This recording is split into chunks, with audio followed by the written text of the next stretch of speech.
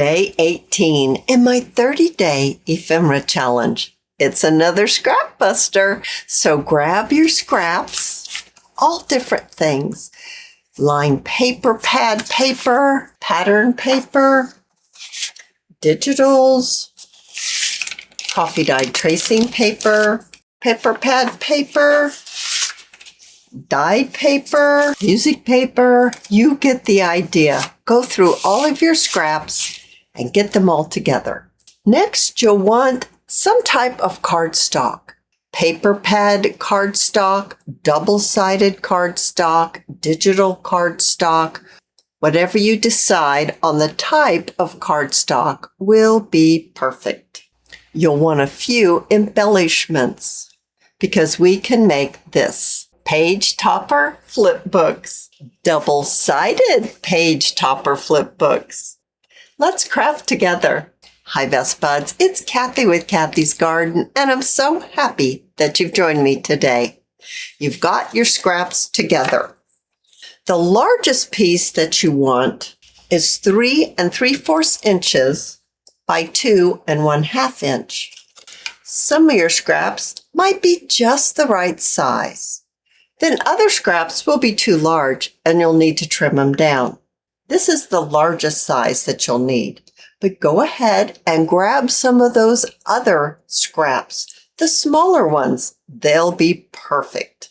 We're going to be mixing the scraps, big ones, smaller ones, you'll see. Grab them together. So I brought in my Tim Holtz stapler and I am combining my scrap pieces. So big, medium, next size, just kind of graduating the sizes, tapping them down. So now I'm going to put 2 staples in them like that.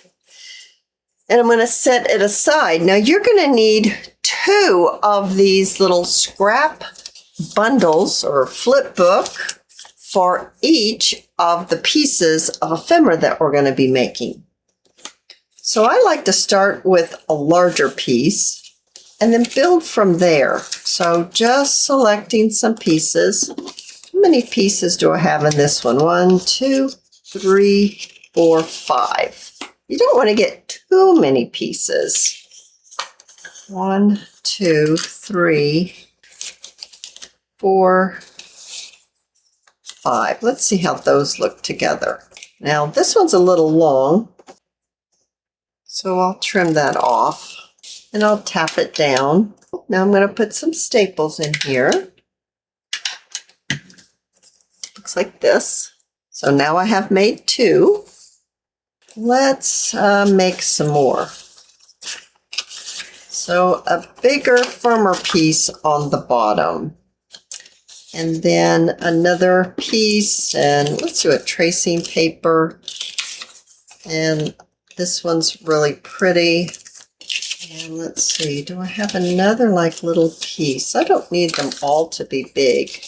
Now that you have your paper scrap bundles, 6 of the bundles will make 3 of the pieces of ephemera. Bring in your cardstock. We're going to need to be cutting our cardstock to 8 1/2 inches by 3 inches. So I will mark my cardstock at 3 inches, and I'll need to make a mark at the 8 1/2 inch, and I'll bring in my smaller guillotine, give that a trim. Now with my 2 pieces, I'm going to fold this cardstock in half, giving it a crease. So now it really doesn't matter which side you have because they're all both going to be fronts because they are page toppers.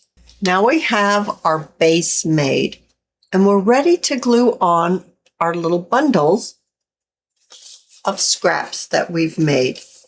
You will need 2 of your scrap bundles for each one of your bases that you've made. We're going to want to glue this right on the front of our base. I'll be using my wet glue for this. Glue it so it has a little bit of a border all the way around. So it will look something like this. Then we're going to do the same thing for the other side, adding our glue and gluing it onto our base. Now we look something like this.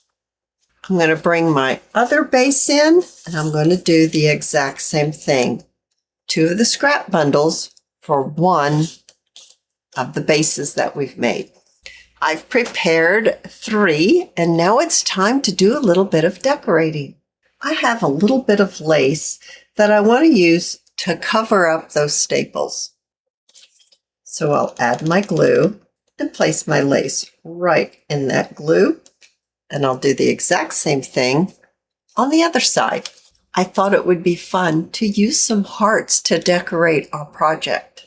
Now you will want to decorate both sides of this little page topper because both sides will be seen on your journal page.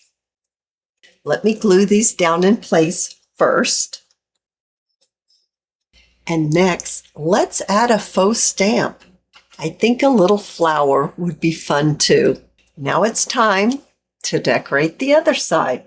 I'll be decorating it in the same manner. First a heart, then a stamp. Now it's time to pop it on our journal page. Open it up, slip your page right in between, and I have a little spring clip here.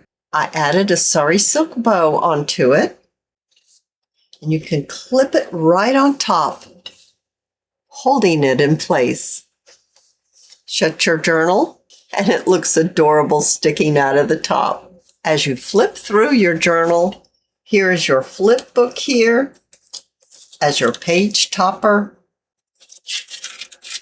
And you turn the page, and you have another flip book.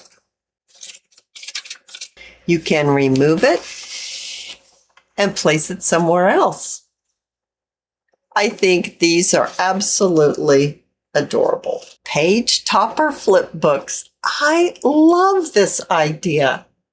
If you've enjoyed this video, please give me a thumbs up. I invite you to subscribe to my channel, and I'll see you in my next video. I'll see you there, guys. Bye now.